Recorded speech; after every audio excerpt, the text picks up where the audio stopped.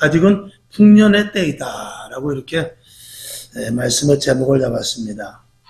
아직 풍년의 때라는 것은 아직 때가 그래도 좋은 때가 지금 지나는 중이다, 이제 그런 말씀이죠. 오늘 우리가 잘 아시는 대로 창세기를 보게 되면은 요셉이 그 애굽 땅에서 총리가 되는데, 그 총리가 된 근본이 뭐냐면은 7년 동안의 풍년과 7년 동안의 흉년을 꿈 해석을 통해서 예고를 했고, 그 바로 왕은 그것을 믿고 그리고 요셉에게 총리를 맡깁니다. 그 당시 바로 왕이면 뭐 예수를 믿는, 하나님을 믿는 사람도 아니고, 또 여러분이 아시는 대로 다니엘이 있었던 느부갓네살 왕, 바벨론 이런 데도 하나님을 믿는 왕들은 아닙니다. 그럼에도 불구하고 하나님을 믿는 다니엘이라든지 요셉이라든지 이런 사람들을 잘 등용을 해서 나라를 이끌고 나가는 걸 보면, 큰 나라가 될 때는 지도자가 무언가 달라도 다른 사람들이었다는 것을 우리가 알게 되죠. 그래서 우리도 마음을 크게 먹고 넓게 먹고 사람을 볼 줄 알고 시대를 볼 줄 안다면, 비록 내가 있는 자리에서 지금 같은 형편이라 할지라도 사람들에게 끼치는 영향력은 크게 될 것입니다. 사람이 모아지는 사람은, 사람을 따르고 또 사람이 많이 모으는 사람은 다 그 이유가 있더라고요. 여러분에게 많은 사람들이 여러분을 통하여 좋은 영향력을 가질 수 있기를 주님의 이름으로 먼저 축원합니다. 우리가 인생을 살다 보면 여러 가지 어려움을 만나기도 하고 좋은 때도 있습니다. 연세 드신 분들이 가장 많이 하는 말이 뭐냐면, 왕년에는 내가 어땠는데, 그런 말을 많이 하죠. 왕년에 아무리 좋아봤자 그건 뭐 지금 무슨 효용이 있겠습니까? 사실은 노년에 좋고 노년에 기쁘고 노년에 일들이 잘 되는 게 그게 더 가장 큰 복이 아니겠습니까? 그래서 농사 중에 가장 큰 좋은 농사는 뭐냐면 자식 농사죠. 뭐 자식이 없는 분이라 할지라도 노년에 기쁘고 즐거운 일들이 많이 생겨야 되지 않겠습니까? 노년에 갈수록 다른 사람들보다도, 우리가 나이 먹으면 늙을 수도 있고 나이 먹으면 기력이 떨어집니다. 그런데 다른 사람보다 그 강도가 더 심하다면 그건 참 불행한 일 아니겠습니까? 늙을 때 그래도 같이 늙고 힘들 때 같이 힘들면 서로 위로도 되고 또 그러려니 하다가 주님 만나는 건데, 남들보다 더, 남들이, 내가 지금 예를 들어서 50인데 남들 80년 정도 기운이 없고 그렇게 병이 있다면 그거는 좋은 것은 아니죠. 그러나 하나님께서는 오늘 우리들에게 인생에 굴곡이 있다 할지라도 반드시 좋은 때도 있고 그리고 나쁜 때도 있지만 그런 것들을 극복할 수 있는, 하나님께서 우리에게 비결을 허락하여 주셨는데, 오늘 이 요셉에게 주신 7년의 풍년과 7년의 흉년에 대해서 말씀을 가지고 우리가 한번 은혜 받는 시간을 갖기를 원합니다. 어쨌든 여러분, 지금까지 살아온 인생보다 앞으로 살아갈 인생이 더 평안하고 기쁘고 즐거우며 의미와 그리고 가치가 있기를 주님의 이름으로 축원합니다. 우리가 이제 코로나를 겪으면서 사실은 좋은 시절, 교회가 많이 부흥되고 전도하고 기도해야 하고 또 기도원도 가고 수련회도 하고 여름 성경학교도 하고 그런 시절이 있었는데, 이 코로나가 한 3년이 지나면서 굉장히 많은 어려움을 당하게 되었죠. 그런 것들도 우리가 교회적으로 볼 때 풍년과 흉년이 있다라는 것으로 우리가 한번 생각해 볼 수가 있는 것이죠.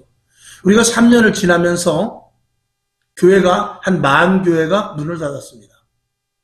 물론 3년이라는 기간이 길면 길고 짧으면 짧습니다만, 우리가 기독교 교회의 역사 속에서 3년 만에 교회가 10,000교회가 문을 닫았다면 사실은 순식간에 없어진 일입니다.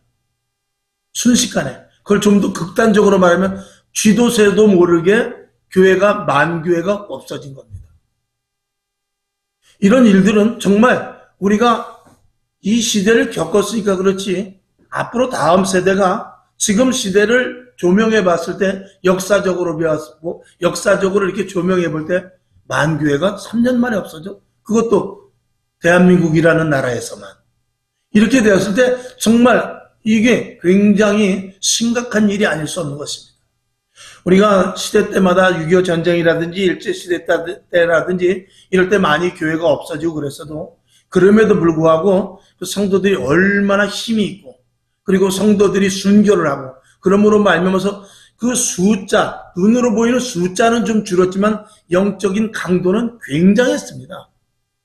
그래서 감히 기독교인들을 건들지 못하고 6.25 때 공산군이 내려왔든지 일제시대 때 일본 순사들이 핍박을 했든지 교회 숫자는 줄어들었을지 모르지만 그 성도들의 그 나름대로의 신앙은 그 많은 성도들의 것을 합해놓은 것보다도 그 작은 성도의 그 신앙의 믿음의 분량은 더 컸단 말입니다. 그런데 지금 3년 동안 코로나 시대 동안은 이게 믿음의 숫자가 줄어들면서 믿음의 가치가 그대로 있었냐 하면 그것이 아니라 믿음이 줄어들고 신앙이 줄어들고 그리고 영적인 상태가 형편없이 떨어진 것, 이게 문제인 것입니다. 그 숫자가 줄어들었어도 여기서 더욱더 기독교인들이 오히려 그 핍박 속에 강해지고 기도를 더하면서 영적으로 성령 충만한 일들이 더 생기고 초대교회와 같이 하나님의 강력한 역사가 오히려 교회마다 일어났으면 그러면 큰 문제는 없는 것입니다. 그런데 그것이 아니라 숫자도 줄어들고 영적인 상태도 위축되고 교회의 역할이 점점 축소되고 성도들의 그 믿음의 분량이 점점 약화되어 있는데 이게 문제란 말입니다. 그래서 이제 코로나가 풀렸으니까 더 우리가 기도해야 되겠다. 더 마음껏 우리가 예배도 더 숫자를 예배 시간도 늘려야 되겠다. 수련회도 좀 우리가 2박 3일 가던 거 일주일 내내 해야 되겠다 라든지 등등 해서 이걸 확 정말 영적으로 강하게 폭발력을 가지고 터뜨리면 좋은데 지금도 그 3년 동안 위축됐던 것이 오히려 이 속에 그게 체득화되어 가지고 예배도 점점 아이고 온라인 예배 좋으네. 목사님 우리 온라인 예배 오늘도 온라인 예배 합니까? 영상 보내주세요. 제가 오늘 어디 가야 되니까 예배 못 가요.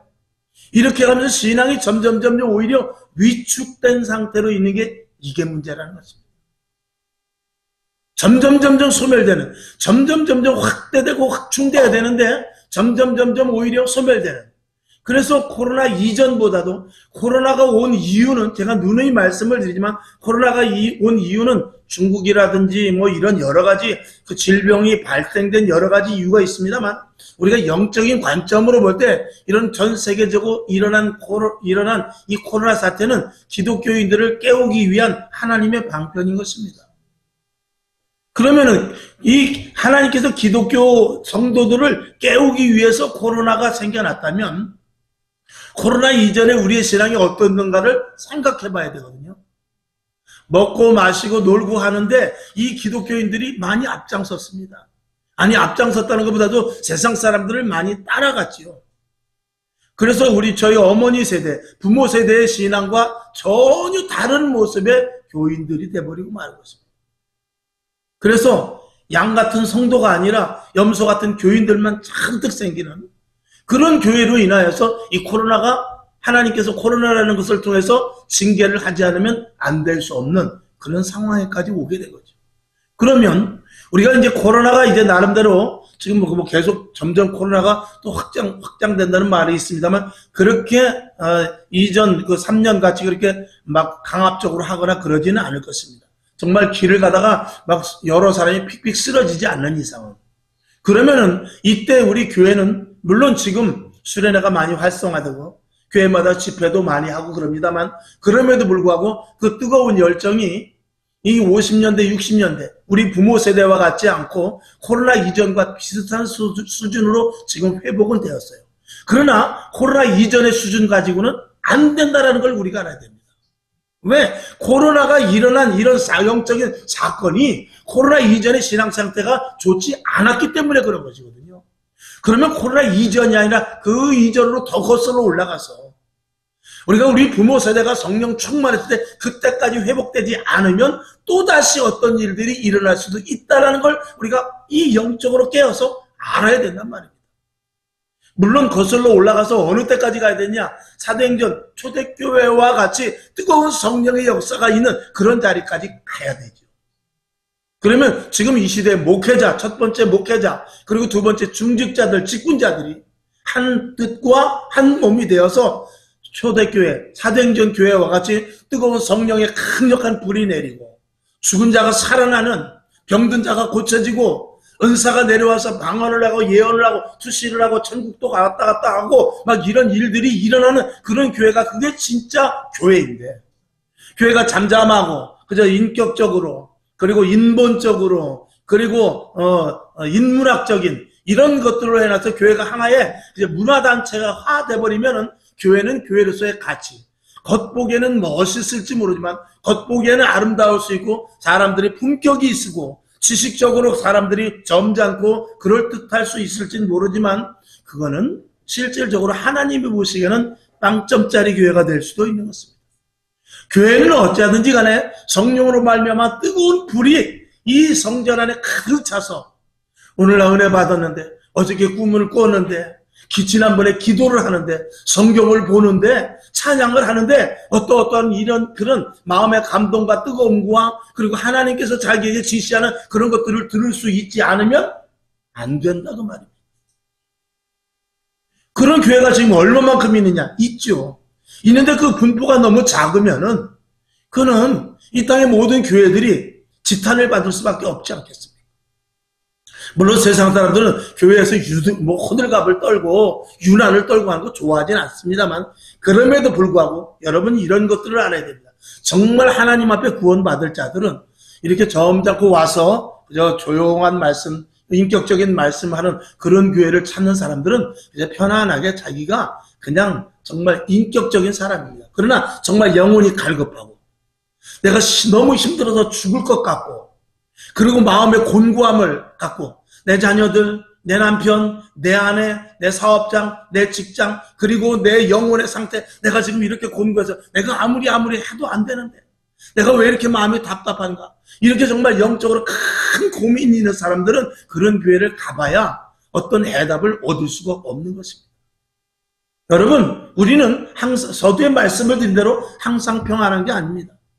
심령에 곤고한 일이 있을 수도 있고 정말 나도 모르는 가운데 불시간에 마치 새가 그물에 걸리듯이 평온하게 바다에서 놀다가 낚시에 걸리듯이 어느 날 그 인생 속에서 어려운 일을 당할 수 있는데 그럴 때 교회가 그 문제를 해결해 주지 않으면 교회는 교회로서의 가치가 떨어져 버립니다.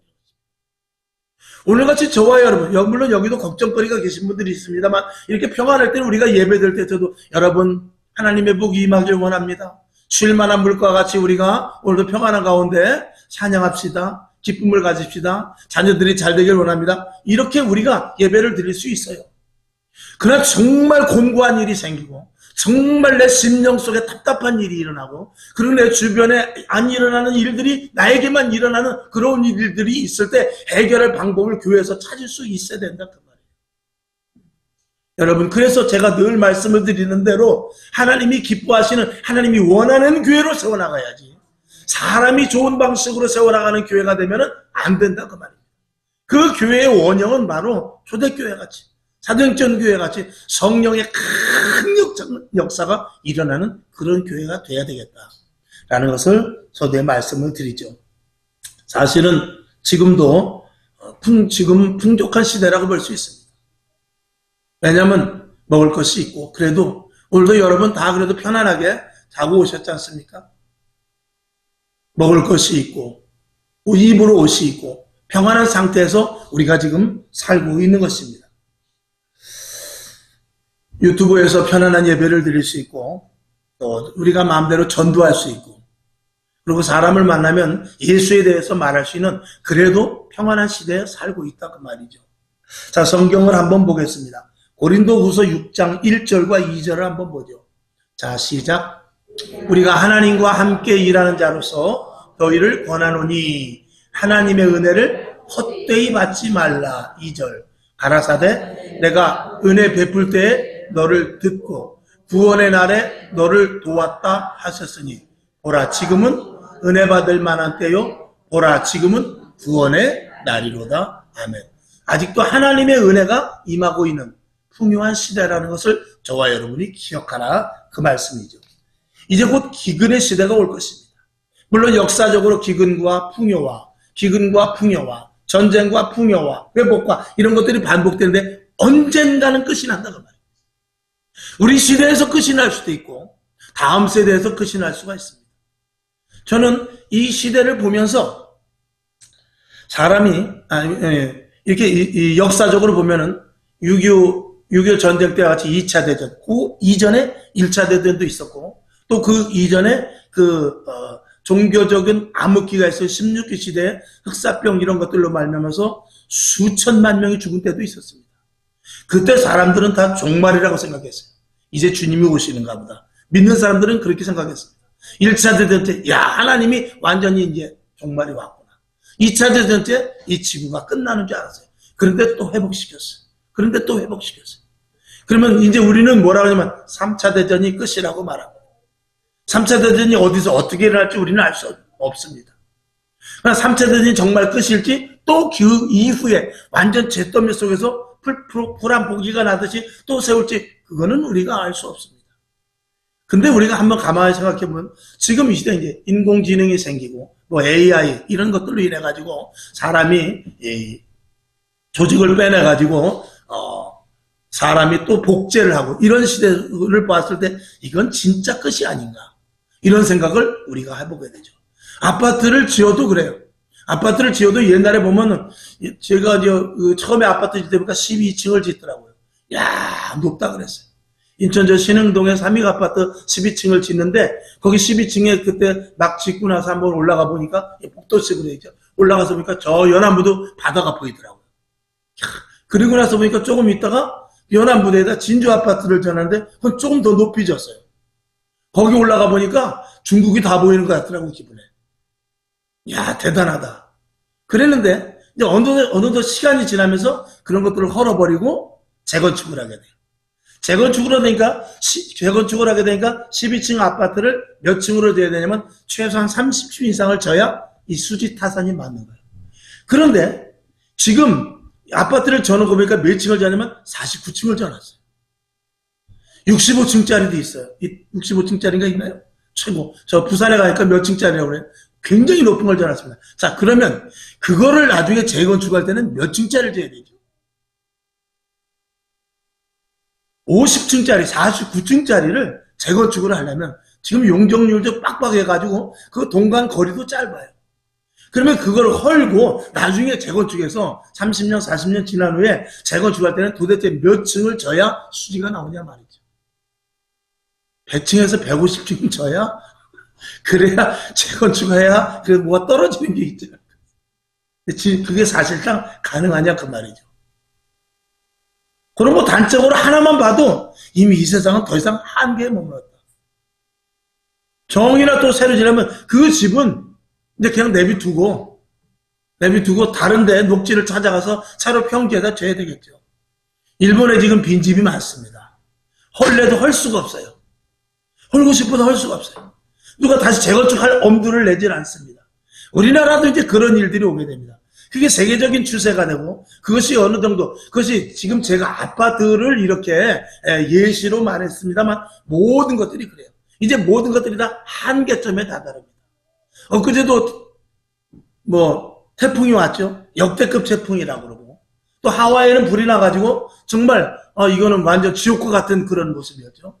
중국에는 더운 데는 무지무지하게 덥고 비가 온 데는 1000mm가 또 왔다고 그래요. 그러면 그게 어느 정도 인간으로서는 감당할 수 없는 한계입니다. 그런데 예수를 믿지 않는 사람도 뭐라 그러냐면 내년이고 후년이고 앞으로 더하면 더하지 덜하진 않을 것이다. 이런 생각을 사람들이 스스로 하고 있어요. 그럼 이제 모든 것들에 한계가 왔다는 거예요. 한계가 왔다는 건 더 이상 갈 데가 없다는 것이에요. 사람이 스스로 갈 데가 없다는 거 스스로 입으로 말하는 것입니다. 그럼 이런 속에서 살아날 사람이 누가 있느냐? 아무리 내가 아파트 높은 집이라 할지라도 10층이라 해봐야 커다란 쓰나미 한번 몰려오면 그 집은 성냥갑 무너지듯이 무너질 수밖에 없는 거예요. 오늘도 우리는 하루하루 살아가는 데 있어서 반드시 준비해야 될 것이 있는데 앞으로 일어날 일에 대한 준비입니다. 여러분이 왜 저금을 하고 여러분이 왜 집을 사놓으며 여러분이 왜 나름대로 월급에서 따박따박 연금을 떼어놓습니까? 노후 준비를 위해서가 아니겠습니까? 성경은 오늘 본문을 통해서 요셉의 7년 동안 풍년을 통해서 7년 흉년을 반드시 준비하라고 그래요. 오늘도 여러분 준비하는 게 무엇입니까? 여러분이 앞으로 윤택한 생활을 한다면 첫째는 우리가 준비하는 것에서 내 생활에 있어서 앞날을 준비하는 데 있어서 제일 먼저 해야 될 일인 것은 빚을 없애는 것입니다. 제일 먼저 어떤 준비를 하든지 내게 빚이 있으면 빚을 탕감을 해요. 1억 원이 있으면 100원씩이라도 갚아야 돼요. 이 빚은 여러분 육적인 것도 그렇지만 영적인 것도 마찬가지입니다. 하나님 앞에 여러분이 빚진 것이 있을 것입니다. 내가 기도해서 하나님 이렇게 하겠습니다. 또 받은 응답이 있을 것입니다. 그게 얼마나 지금 누적되어 있는지 몰라요. 하나도 해결하지 않고. 그런 것들 하나하나 해결해 나가야 돼요. 하나님 앞에 섰을 때는 제로 상태로 갈 수 있어야 돼요. 만약에 제로 상태가 되지 않으면 여러분 우리가 국가에 만약에 빚이 있다. 세무서에 빚이 있지. 만약에 뭐 세금 안 낸 게 있다 그러면 차를 팔잖아요. 차를 팔면 벌금 안 낸 거 거기에 뭐 딱지 안 띈 거 이거 결국 차 팔게 되면 다 고스란히 내야 돼요. 안 내면 폐차가 되질 않습니다. 하나님 앞에 갈 때도 같은 이치예요. 우리가 하나님 앞에 약속한 것, 계획한 것, 하나님 앞에 저와 여러분 한번 일생을 한번 기도한 것, 하나님 앞에 받은 응답 속에서 내가 해야 될 일을 한번 그거 누적된 것을 한번 머릿속에 기억을 한번 해보세요. 얼마만큼 내가 그걸 해결해 나가고 있는가. 그것을 해결해 나가지 못하면 하나님 앞에 섰을 때 그걸 다 체크리스트에 올리게 될 수 있다는 것입니다. 그래서 특별히 빚을 갚듯이 회개할 것은 철저하게 회개하셔야 돼요. 저와 여러분, 저도 요즘 들어서 계속해서 하나님 회개할 것이 생각나게 하시고 어떤 분은 그래요. 어려서 어머니 젖꼭지 깨물은 것까지도 회개했다고 그래요. 그런 것들이 생각나는 데까지 철저하게 회개해서 하나님 앞에 올라갈 때 하나님 앞에 내가 그래 깨끗하고 정결한 신부와 같이 내게로 오는구나 하고 예수님이 저와 여러분을 맞이할 수 있어야 되는 것이죠. 앞으로 기근이 지금 제가 풍년의 때라고 그랬습니다. 기근의 때가 올 것을 성경은 여러 군데서 말하고 있는데 우리가 좀 길지만 요엘서를 한번 보겠습니다. 요엘서 1장 9절서부터 좀 깁니다만 한번 쭉 봅시다. 9절 시작. 소재와 전제가 여호와의 전에 끊어지고 여호와의 수종드는 제사장은 슬퍼하다. 예배가 끊어진다는 것입니다. 예배가 끊어질 때가 온대요. 10절 시작. 밭이 황무하고 토지가 처량하니 곡식이 지나고 새 포도주가 말랐고 기름이 다하였도다. 밭이 농사가 안 된다는 것입니다. 토지가 처량할 정도로 되고 곡식이 진하였다는 것은 다 없어져 소멸됐다 그런 뜻입니다. 그럴 때가 올 것을 이야기하고 있어요. 11절을 봅시다. 시작. 농부들아 너희는 부끄러워할지어다. 포도원을 다스리는 자들아 곡할지어다. 이는 빌과 보리의 연고라. 밭에 소산이 다 없어졌음이로다. 농부가 부끄러워하대요. 농사를 졌는데 수확을 거둬보니 이건 뭐 본전이 안 되는 거야. 그런 시대가 온다는 것이죠. 12절 봅시다. 시작. 포도나무가 시들었고 무화과나무가 말랐으며 석류나무와 대추나무와 사과나무와 및 밭의 모든 나무가 다 시들었으니 이러므로 인간의 희락이 말랐도다. 저런 것들이 열려야 기쁨이 있을 것 아니겠습니까? 근데 기쁨이 말라버린 것입니다. 포도원에 가기도 싫어요. 과수원밭에 가기도 싫어요. 따봐야 하루 일당도 안 나오는데 그런 시대가 온다는 것을 이야기하고 있죠. 13절을 한번 보죠. 시작. 제사장들아 너희는 굵은 배를 동이고 슬피 울지어다. 단에 수종드는 자들아 너희는 곡할지어다. 내 하나님께 수종드는 자들아 너희는 와서 굵은 배를 입고 밤이 맞도록 누울지어다.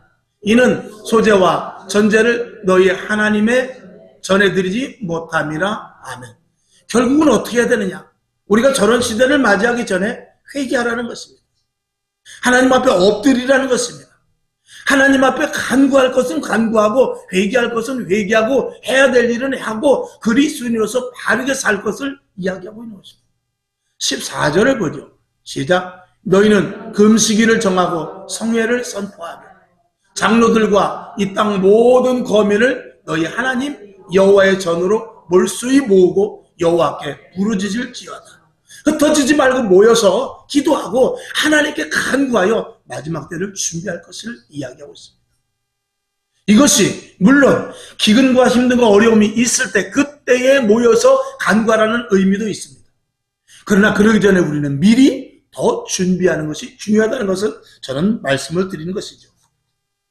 우리가 이렇게 세상이 이렇게 어려운 일들이 올 것을 이야기하고 있습니다만 우리가 기독교 시대에도 흑암의 시대가 올 수 있습니다. 저도의 말씀을 드리는 오늘도 이 자리에 나와 예배 드릴 수 있습니다만 언제까지 계속될지 알 수도 모르는 것입니다. 자, 아모스 8장 11절을 보겠습니다. 시작. 주 여호와께서 가라사대 보라 날이 이를지라 내가 기근을 땅에 보내리니 양식이 없어 주림이 아니요 물이 없어 가람이 아니요 여호와의 말씀을 듣지 못한 기갈이라. 아멘. 이게 세상적으로 보면 공의가 무너집니다. 법 질서가 달라집니다. 통치권자의 기득권자의 마음대로 법을 이리 갔다 저리 갔다 해서 승리들이 살 수 없는 그런 시대고, 또 종교적으로도 마찬가지입니다. 하나님의 말씀을 시대에 따라서 하나님의 의도에 따라서 성령의 강력한 역사에 따라서 말씀을 그대로 증거해야 되는데 그저 엉뚱하게 분명히 위기가 왔는데도 위기가 아니라고 이 설교자가 말하면 안 되죠. 지금 시대가 이런 시대인데 엉뚱한 것을 말하면 안 되죠. 풍년이라고 좋아할 것이 아니라 7년 풍년이라고 좋아할 것이 아니라 반드시 7년 경영이 올 것을 알려주는 영적인 목회자가 돼야죠. 오늘 우리가 좋은 때가 왔으니까 여러분 돈 모아서 우리 베트남 여행 갑시다. 만약에 그런다면 되겠습니까? 예를 들어서 우리가 교회니까 뭐 베트남으로 또 일본으로 놀러 가고 그러진 않겠습니다만 만약에 우리가 모아서 성지순례를 갑시다. 이것도 좋은 때 얘기지. 성지순례라는 것 자체도 때로는 금해야 될 때도 있는 것입니다. 꼭 필요한 것이라 할지라도 하지 말아야 될 때가 있는데 풍년의 때, 특히 풍년의 말미 7년 때 되는 해 때는 더더욱 조심을 해야 돼요. 오늘 지금 이 시대가 그런 시대라는 것을 말씀을 드린 것이죠. 근데 요게 지금 우리가 하나님께서 풍년의 지금 마지막 때인지 아니면 흉년의 첫 해 때인지 우리는 모를 수도 있어요. 물론 풍년의 마지막 해나 흉년의 첫 해 때 우리가 풍년의 마지막 해 때 많이 모아놨으면 그 다음 해는 그럭저럭 살아요. 물론 탕진해버린 사람은 즉각적으로 느낄 것입니다. 지금 아파트 값이 떨어지니까 한 1년 됐죠? 한 1년 돼가지고 아파트 산 사람들이 울상입니다. 근데 진짜 울상은 언제 울상이 오느냐? 내가 이 아파트를 10억을 주고 샀어. 그래가지고 전세를 8억에 놨어. 근데 아파트 값이 10억에서 5억으로 떨어졌어. 그러면 전세 8억을 어떻게 해줘? 못 해주죠? 근데 1년이 지난 오늘까지는 괜찮아요. 왜? 전세 기간이 최하 2년에서 4년이기 때문에. 그렇기 때문에 올해는 견딘단 말입니다. 내년까지도 견딜 수 있어요. 그러나 4년이 되던 해, 혹시 2년이 되던 해, 그게 전세 기간이 끝났을 때 8억을 어떻게 그걸 갚아줍니까? 세상말로 만세 불러야 되거든요. 그때는 극한 어려움이 오게 되는 것입니다. 여러분이 내가 지금 괜찮다고 해서 그 흉년의 기간이 들지 않았다고 볼 수도 없다라는 것을 말하고 있어요. 하나님 보시는 이 우주관적으로 세계관적으로 볼 때 하나님께서 지금 풍년의 끝 7년째인지 아니면 흉년의 첫 해 때인지 그건 우리가 알 수 없지만 여러분 개개인도 다를 수가 있어요. 하나님 보시기에 이 우주적으로 볼 때는 지금이 아직도 7년의 마지막 해라고 볼 수 있지만 우리가 개인적으로 인생의 삶 가운데는 7년의 해가 끝나고 8년 그 다음 기근의 첫 해, 두 해가 될 수도 있다는 것을 말씀을 드리고 있습니다. 사람의 인생은 다 틀려요. 국가마다 다를 수 있어요. 그렇기 때문에 하나님의 의도 속에 있지만 하나님의 의도 속에서도 그 가운데서도 흉년 가운데 여러분 전쟁이 일어났던 6.25 때도 6.25 전쟁이 나서 다 밥을 못 먹고 굶고 있을 때도 그때 돈 번 사람이 있어요. 코로나 때도 다 힘들고 망해서 빈털터리 된 사람이 있고 빚을 하나를 진 사람이 있지만 이 코로나 시대도 돈 번 사람이 있습니다. 예전에 IMF 때 금모으기 함으로 말면 김대중 대통령 때 금모으기 해가지고 제일 돈 번 데가 어디냐면 카스라는 그 전자 저울을 만든 회사가 대박을 맞았어요. 그때만 해도 전자 저울이 그렇게 상용화되지 않을 텐데 이 은행에서 금을 받기 시작했거든요. 그러니까 금은 0.1g이라도 오차가 나면 안 돼요. 그러니까 반드시 전자 저울이 있어야 돼요. 그래가지고 그 카스에서 전자 저울을 급격히 만드는 바람에 그 카스라는 전자 저울 회사가 굉장히 아주 돈더미 않는 그런 일이 있어요. 그러니까 망할 때라도 흥할 사람이 있습니다. 근데 잘 되는데 안 되는 사람도 있어요. 결론으로 말씀을 드리면 우리가 흉년의 때를 맞이할 수 있지만 마음의 준비가 돼 있고 영적으로 준비되어 있고 또 우리가 육적으로 볼 때 물질, 먹을 것, 마실 것, 입을 것, 빚을 어떻게든지 탕감하고 그리고 한 푼이라도 모아놓고 그런 사람들은 이 경제적인 어려움이 올 때도 그래도 버텨나갈 것입니다. 생수라도 사놓는 사람은 불났을 때 그거라도 단수가 됐을 때 그거라도 먹지 않습니까? 간단한 예로 우리는 지금 모든 것들을 준비할 때입니다. 지금은 소비할 때가 아니고 준비할 때예요. 그래서 더 모여서 기도해야 되고요. 더 성경 많이 봐야 되고요. 더 전도해야 되고요. 더욱더 모이기를 애쓰는 그런 때예요. 코로나 이전과 같이 그런 생활에서 이제는 바꿔야 됩니다. 똑같이 밥 3끼를 먹어도 생각이 달라야 되고요. 행동이 달라야 되고요. 계획이 달라야 되고요. 그래야 된다. 그 말씀이었습니다. 영적으로 들어가서 우리의 신앙, 여러분 이제 더 많이 모여야 돼요. 더 많이 기도해야 돼요. 지금 한 400만 명 정도가 교회에서 이탈을 했어요. 그들은 어떻게 할 거예요? 그들을 위해서 더 기도하고 자녀들, 이웃들, 남편 그런 식구들 가운데서도 빠져나간 사람들이 있어요. 또 나랑 관계없는 사람이라 할지라도 교회를 빠져나간 사람이 있어요. 그런 사람들까지 어떻게 해서든지 정말 한 생명, 한 영혼을 붙잡고 어떻게 해서든지 교회로 올 수 있도록 하는 것이 마지막 때 저와 여러분이 해야 될 일입니다. 우리는 7년의 풍년이 지날 때 그 시대가 어느 시대인지 알아야 되는데 적어도 지금 흉년의 첫 해가 왔을지 그건 알 수 없습니다만 분명한 것은 이미 풍년의 7년은 지나간다는 사실입니다. 풍년의 첫 해는 절대 아닙니다. 7년 풍년의 둘째 해도 아닙니다. 우리는 분명히 영적으로나 지금 시기적으로나 풍년이라 할지라도 6년차, 7년차 되는 해라고 우리는 분명히 볼 수 있습니다. 그동안 6년 동안 내가 다 먹고 마시고 했다 할 때도 7년째라도 하나님께서 어마어마하게 복을 주신다고 그랬거든요. 7년째 지금이라도 모아서 7년 먹을 것을 만들어 놔야 돼요. 이게 현명하고 지혜 있는 사람입니다.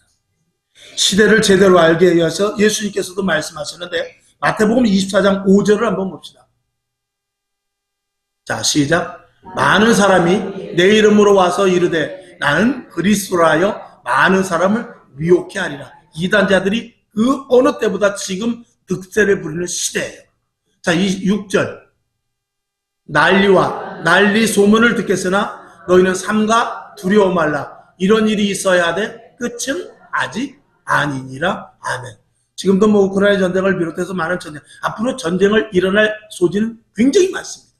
평화의 시대보다는 앞으로 전쟁의 시대가 올 가능성이 더 많습니다. 이건 부정적인 것이 아니라 제 기독교인들만의 하는 얘기 아니라 이건 국제 역사학자들이 말하고 있는 말입니다. 그럼에도 불구하고 아직 끝이 아니라는 거예요. 7절. 민족이 민족을, 나라가 나라를 대적하여 일어나겠고 처처에 기근과 지진이 있을 것을 이야기하고 있어요.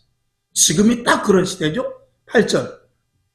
이 모든 것이 재난의 끝이 아니고 이제 시작이라는 거예요. 그러니까 제가 서두에 말씀을 드린 대로 사람들이 뭐라고 그러니까 내년에는 더 할 텐데, 후년에는 점점 더 할 텐데, 뭐 아까도 오다가도 잠깐 얘기했습니다만 올겨울에는 눈이 많이 온다고 그러던데, 이런 것들이 이 사람 마음속에 누가 가르쳐주지 않아도 그런 것들을 사람이 암시하고 있는 거예요. 결국은 그런 시대가 오게 되는 것이죠. 여러분 영화를 보십시오. 다 그런 영화예요. 재난 영화, 귀신 나오는 영화, 뭐 이상한 흉측한 거 나오는 영화, 그건 거대한 뭐 이런 짐승이 뭐 파충류 같은 짐승이 나와서 사람을 잡아먹고, 행성이 저 보이지 않는 데서부터 떨어져가지고 지구가 반조각 나고, 맨 그런 영화인데 그런 것들은 그냥 저절로 이렇게 상상으로 만든 것 같지만 이 마음속에 있는 두려움 속에서 만들어지는 거예요. 구절을 한번 보죠. 시작. 그때 사람들이 너희를 환난에 넘겨주겠으며 너희를 죽이리니 너희가 내 이름을 위하여 모든 민족에게 미움을 받으리라. 아멘. 그때는 하나가 되는 것이 아니라 그때는 각자 도생입니다. 너는 너, 나는 나. 특별히 예수 믿는 사람들이 재수없는 행동을 하고 예수 믿는 사람들이 이렇게 좋지 않은 프레임을 만들어가지고 예수 믿는 사람들이 이런 일을 만들었대 등등으로 해가지고 믿는 자들을 고립시키는 이런 시대가 올 수 있을 것을 예수님께서는 말씀을 하고 있습니다. 언제든지 이 정권의 타겟은 기독교인들에게 가는 것이 이제 마지막 때로 가면서 그런 일들이 이루어지는 것입니다. 여러분, 지난주에 말씀을 드렸습니다만 매우 중요한 것, 우리나라가 어떻게 해서든지 끝까지 그래도 자유민주주의로 가야 될 것은 점점 동성애가 많이 오고, 저 공산주의 같은 나라는 동성애 같은 거, 또 뭐 차별금지법 이런 거 없습니다. 마약 같은 거 그러면 그 자리에서 사형시켜버리고요. 동성애 하면 그 자리에서 총살로 쏴 죽여버립니다. 그러니까 이 자유민주주의보다 그런 것들이 더 엄하죠. 그럼에도 불구하고 자유민주주의가 돼야 되는 것은 뭐냐면, 그럼에도 불구하고 교회를 세울 수 있기 때문에, 그럼에도 불구하고 교회를 세우고 복음을 전할 수 있기 때문에, 그럼에도 불구하고 마음껏 기도할 수 있기 때문에, 그럼에도 불구하고 우리가 예수 믿는 것을 말할 수 있기 때문에 끝까지 이 자유민주체제를 지켜야 되는 것입니다. 아무리 환란이 오고 핍박이 오고 정말 재난과 전쟁이 온다 할지라도 예수 믿을 수 있는 나라가 된다면 그나마 감사한 거예요. 우리가 더 가난해질 수도 있고 더 형편이 나빠질 수도 있지만 그럼에도 불구하고 우리가 예수 믿을 수 있는 교회를 세울 수 있는 그런 나라라면 그거는 행복한 나라입니다. 여러분이 그런 나라가 되기 위해서, 그래서 나라와 민족을 위해서 그래서 기도하는 거예요.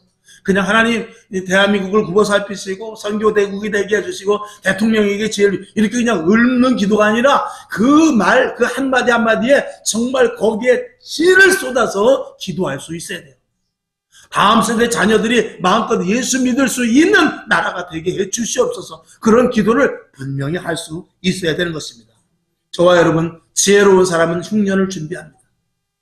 그러나 많은 것들을 준비한 사람은 흉년인지도 모르고 지나갈 수도 있어요. 애굽은 7년 흉년 동안 더 부강한 나라가 되었어요.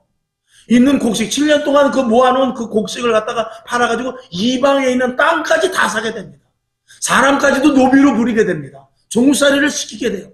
이게 준비한 자와 준비하지 못한 자의 엄청난 결과론적인 차이인 것입니다. 지금도 그래도 3년 동안 코로나를 그래도 끝까지 믿음을 지키고 기도하면서, 우리도 매일 그래도 코로나 때도 계속 밤에 기도하지 않았습니까?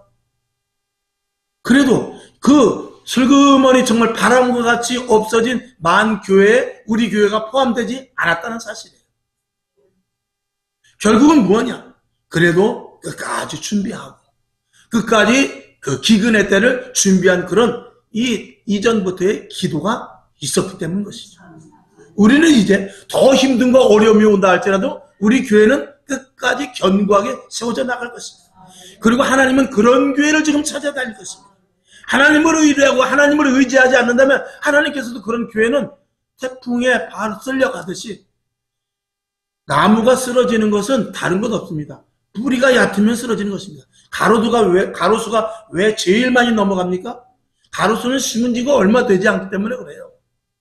여러분, 그렇게 바람이 불고 막 그냥 폭풍이 와서 그저 저 산꼭대기에서부터 물이 그냥 그 자갈 돌까지 해가지고 막 불러서 휩쓸고 지나가도요, 그 물이 지나고 나서 해가 떠서 보면은요, 그 안에 풀은 한 뿌기도 안 뽑히고 또 그냥 있더라고요. 그렇게 뿌리가 하여간 긴 거는 다 버티는 거예요. 크다고 서 있는 게 아닙니다. 작아도 뿌리가 깊으면 견디는 것입니다. 저와 여러분에게 이런 믿음이 있기를 주님의 이름으로 축원합니다. 마지막 때는 무엇으로 흔들리지 말아야 되느냐? 진리로 흔들리지 말아야 됩니다. 하나님이 원하는 것 다른 것 없습니다. 어느 교회를 봅니다. 이 교회도 보고 저 교회도 봅니다. 마지막 때 정말 온전한 하나님의 복음만을 전파하는가? 하나님의 영광을 위하여 서 있는 교회인가? 오직 예수 그리스도를 높이는 교회인가? 진짜 성경 말씀에서 0.001%라도 잡다한 것이 이 세상의 세속적인 것이 속하여지지 않는가? 이런 것들을 보고 결국은 그런 교회를 하나님께서는 끝까지 세워가신다는 것이죠. 성경을 한 번 더 봅니다. 마가복음 13장 25절 시작. 별들이 하늘에서 떨어지며 하늘에 있는 권능들이 흔들리리라. 아멘.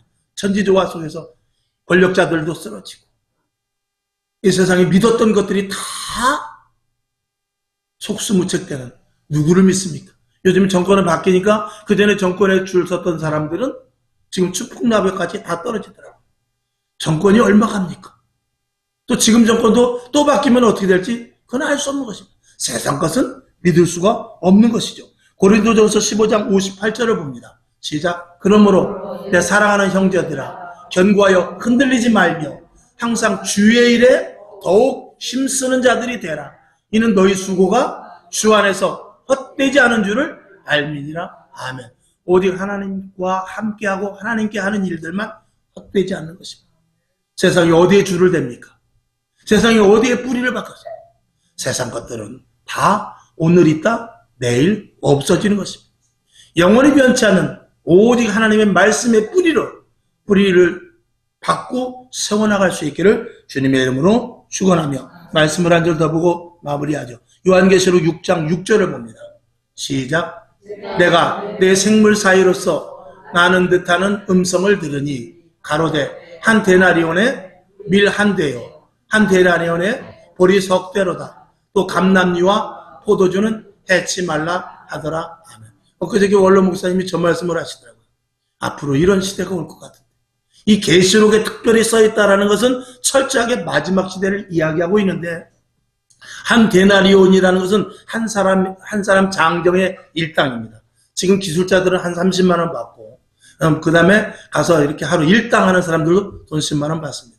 여러분 30만 원 받으면은요 쌀 지금 20kg 비싸봐야 한 7, 8만 원 하죠. 그러면은 30만 원 가지면 얼마 사? 거의 한 가마 삽니다. 근데 앞으로 어떤 시대가 오게 되느냐? 일당을 가지고 보리 석 대밖에 못 산다는 거예요. 그런 시대가 온다는 거죠. 돈의 가치가 없어지는 것입니다. 아무리 내가 돈뿐만 아니라 내가 가지고 있었던 것, 내 명예, 내 권력, 내 자식 다 힘이 없어질 때가 있어요.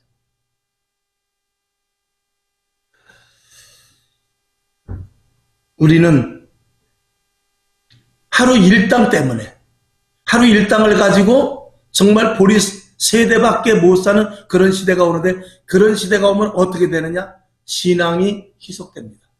왜? 오늘도 교회 나와야 되는데 하루 종일 벌어봐야 보리 세 대 가지고는 우리 식구 먹을 수 없으니까 일요일날 나가면은 곱을 준다니까 그날은 6대 받는다니까 하나님 죄송해요. 나는 오늘 교회를 가지 못하겠습니다. 이런 영적인 기근이 함께 겹치는 시대가 오는 것입니다. 그래서 하나님의 고귀한 말씀이나 고귀한 가치보다도 당장 먹고 사는데 내 육체 생활이 빠질 수밖에 없는 환경이 올 수가 있는 시대가 오는 것을 이야기하고 있어요. 저 뒤에 보면은 또 감람류와 포도주는 해치 말라 하더라 그랬어요. 감람류와 포도주는 진짜 귀한 거예요. 진짜 하나님의 말씀을 들으러 이 자리에 와야 되는데 못 온다고 말이에요. 못 와요. 올 수가 없어요. 환경과 생활과 조건 때문에 교회를 올 수가 없어요. 권사가 못 옵니다. 장로가 못 와요. 집사가 못 와요. 일주일에 한 번을 못 오게 됩니다. 와서 포도주와 감람류를 먹어야 되는데 못 온단 말이에요. 맨날 보리밥만 먹으러 다니는 거지. 여러분, 우리는 보리쌀을 며칠 못 먹다 할지라도 일주일 내내 보리밥을 먹거나 금식을 한다 할지라도 일주일치를 갔다가 감람류와 포도주 진짜를 살 수 있어야 돼요. 진짜가 무엇인지 알아야 돼요. 내가 오늘 여기 가서 이 말 듣고 여기 가서 저 말 듣고 여기 가서 이렇게 돈 벌고 저기 가서 저렇게 돈 벌지만 진짜 와서 하나님의 생명의 양식을 먹어야 내 영혼이 잘된 것 같이 범사가 잘 되고 강건해지는 거예요. 이걸 모르면은 우리는 우선이 무엇인지 차선이 무엇인지를 항상 놓치게 되는 것입니다. 이런 시대가 와요. 지금 도래했습니다. 피부로 느껴지지 않는다 할지라도 시대는 그렇게 지금 가고 있는 거예요. 그 시대 속에서 내가 잠깐 그동안 풍요로운 것 가지고 있었던 것 때문에 모를 수 있는 시기일 수는 있을 수 있을지 모르지만 시대는 그렇게 가고 있다는 것입니다. 시대를 잘 직시하여 정말 마지막 때를 철저하게 준비하는 저와 여러분 될 수 있기를 주님의 이름으로 축원합니다.